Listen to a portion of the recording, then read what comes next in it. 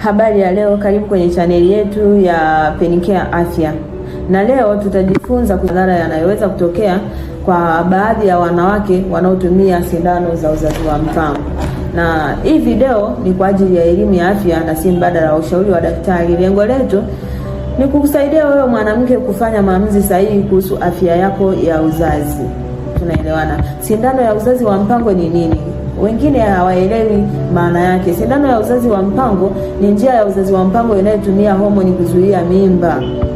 Mara nyingine hutolewa kila baada ya miezi mitatu. Wanaotumia wanajua, lakini hufanya kazi kwa kuzuia kutoka kwenye mfuko wa uzazi na kuna kubadilisha ute wa mlango wa uzazi, kuna kufanya mazingira ya mfuko wa uzazi yasiwe rafiki kwa mimba. Na kwa wanawake wengi sindano hizi ni salama na zenye ufanisi mkubwa, lakini si kwa kila mwanamke ambaye anaweza akatumia hizo sindano na akawa salama. Nini madhara? Kuna madhara ya kawaida na madhara ya muda mrefu. Sasa tutajifunza kwanza madhara ya kawaida ni yapi ambayo mwanamke akitumia hizo sindano anaweza akapata. Madhara ya kwanza ni mabadiliko ya hedhi. Walio wengi hedhi hupotea, lakini walio wengi wanaingia hedhi zisizo salama, hutoka na damu kidogo kidogo bila mpangilio. Na hii hutokea kwa sababu ya mabadiliko ya homoni mwilini. Na madhara ya pili ni kuongezeka kwa uzito. Najua walio wengi wanaongezeka vitambi, uzito unakuwa mkubwa kwa sababu unakuwa unapata hamu ya kula kila mara, nakula mara kwa mara, kwa hiyo ndo unajikuta mwili unaongezeka zaidi na zaidi. Na madhara ya mengine ni maumivu ya kichwa. Walio wengi wanapata madhara ya vipanda uso. Yaani unajikuta wewe mwenyewe kichwa kinakuuma, iwe asubuhi iwe mchana iwe jioni, kipanda uso. Ni madhara hayo pia. Lakini kitu kingine, kuna uchovu na kichefuchefu.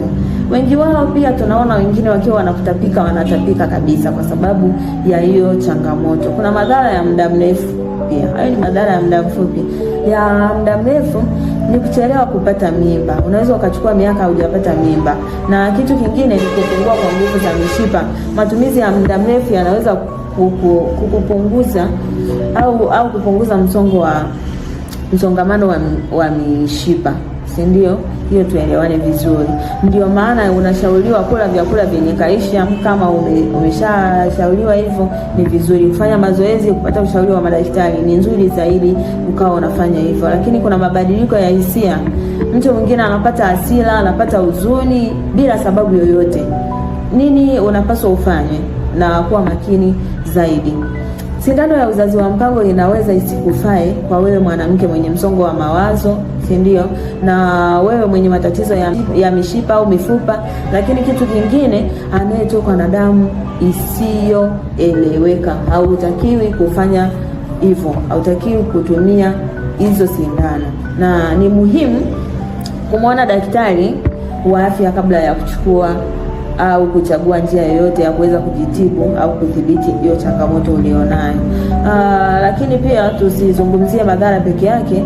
Kuna faida za uzazi wa mpango, za hizo sindano za uzazi wa mpango. Ni muhimu pia kujua faida zake. Faida ya kwanza ni kuzuia mimba kwa ufanisi mkubwa, haina kumbukumbu ya kila siku, lakini pia inapunguza maumivu ya hedhi kwa baadhi ya wanawake. Na kila mwanamke ni tofauti, sio atakachokifanya mmoja au kitakachomfaa kinaweza kikufai na wewe. Hapana. Kabla ya kutumia au kubadilisha njia ya uzazi wa mpango, pata ushauri kwa mtaalamu yoyote, na unaweza ukatutafuta ili tuweze kupatia ushauri na elimu zaidi. Na kama umejifunza kitu leo, bonyeza like, subscribe, lakini pia share video hii ili wengine wapate kupata darasa zaidi. Na tuandikie comment kama ungependa kuzungumzia mada nyingine inayofuata kuhusu afya ya mwanamke au afya ya uzazi. Karibu sana.